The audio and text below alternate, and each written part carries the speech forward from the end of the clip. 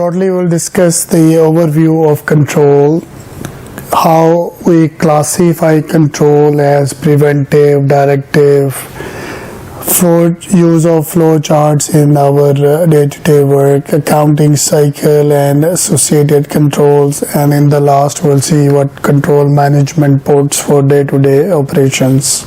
What is the definition of control? As I told you, previously we were discussing that the control is a process, right? Internal audit or internal control is a process. So the same way, control is any action. You can face a question which of the following is an action, is a process. That's very important definition. Any action taken by management, the board and other parties to manage risk and increase the likelihood that established objective and goal will be met. So that will be called technically as control. Control processes includes policies, procedures. It can be manual or it can be automated. Control process require feedback. So when we put a control, we need feedback on these controls so we can improve ourselves on the result of organizational activity for the purposes of measurement and correction. Control processes include establishing standards, measuring performance, examining the deviations, that is variance analysis, taking corrective action to correct it, and reappraise the standard based on the experience. Primary controls, there are some type of controls. One is preventive control. As we say, prevention is better than cure. So if it is cold outside, I should wear jacket, gloves, otherwise I may affect my body. Same way, when we make a company, before we open the company, we put some preventive controls. Then preventive control deter the occurrence of unwanted events like storing petty cash in a locked safe as an example. Detective controls are on the field. For example, inventory or stock count is an example of detective. We have a report from system and we are checking the deviation and discrepancies.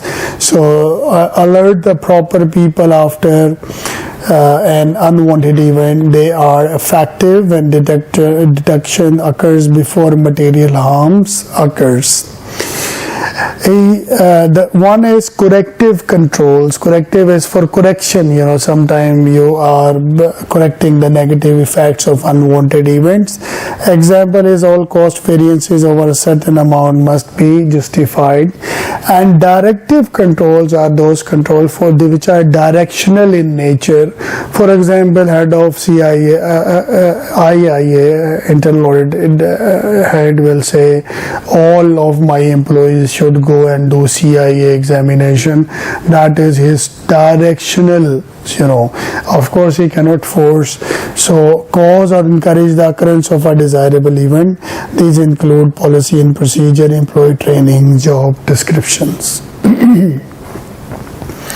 Secondary control are compensatory in nature. Compensatory mitigating controls and complementary controls. And compensatory means that who will compensate the control if you are unable to put a team of internal auditor. I will give you an example. Sometimes we need to be cost efficient. So what we do is we don't maintain a fleet of internal auditor. We give the auditing work technically to the next level of management. For example, junior accountant work will be supervised by senior auditor. Senior auditor work will be chief accountant. Chief accountant will be accounting manager. So this kind of allocation of responsibility ensure mitigation of risk, and this is called compensatory control. May reduce risk when the primary control are ineffective. However, they do not by themselves reduce risk to an acceptable level. So of course they cannot substitute an internal auditor, but still can add value. Complementary works with other control to reduce risk to the acceptable level. In other words, their synergy is more effective than their control by itself. As we say in bread and butter are complementary, made for each other controls.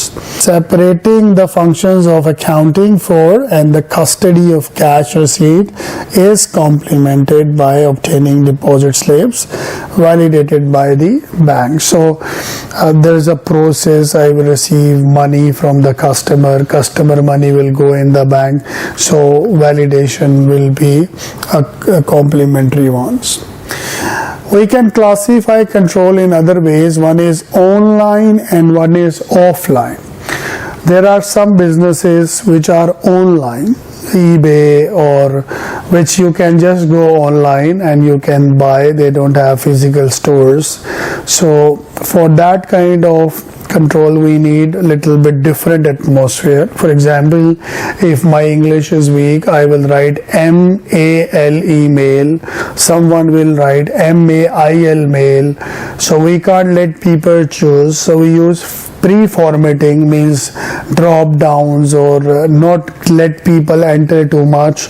So I will put financial total, they will record counts, hash totals, then pre-formatting, field check, like did I put alphabet or a digit, valid limit and range, self-checking digits. So these tools I will use in order to maintain my online inputs. Then it will be process. A system has three functions. First you input, like sale invoice, purchase invoice. System will process and then will give you output. What we want to control is whatever entered is authorized and accurate. Whatever is processed was authorized to process and it was accurately processed completely, then the output control will come. So processing control ensure data is complete, accurate during updating, and output control ensures that the processing results are complete, accurate, and properly distributed. We can define these control according to the time classifications as well. Feedback control means they will about anything complete, you will have a feedback on it. Concurrent means both are simultaneously doing. For example, a check by two signatories side by side is concurrent control, and feed forward means that is taking care of your future needs as well, that anticipate and prevent problems in future. We can classify financial versus operating. Financial controls are money based, more financial based, and operating are day-to-day production, sales, in terms of purchase, in terms of quality assurance. Then people based versus system based. People means more human, you need other system, and if there are more machine, you need another kind of system controls. So we use a control matrix. He says control do not necessarily match risk one-to-one. Certain controls may address more than one risk, and more than one control may be needed to adequately address a single risk. So matrix is a mathematic term which has rows and columns. So you see the multi-dimensional side of the risk factors. He gave an example. All petty cash custodian must present expense voucher periodically. This control helps that petty cash accounts are maintained at the established level and petty cash expenditures are reviewed for the appropriateness. A control matrix is useful for matching control with risk in their circumstances. We have this matrix is telling risk levels 1, 2, 3, 4. These are 6 risks and these are 4 control situations, and he point out the figures in terms of matrix. There are multiple risks into this scenario.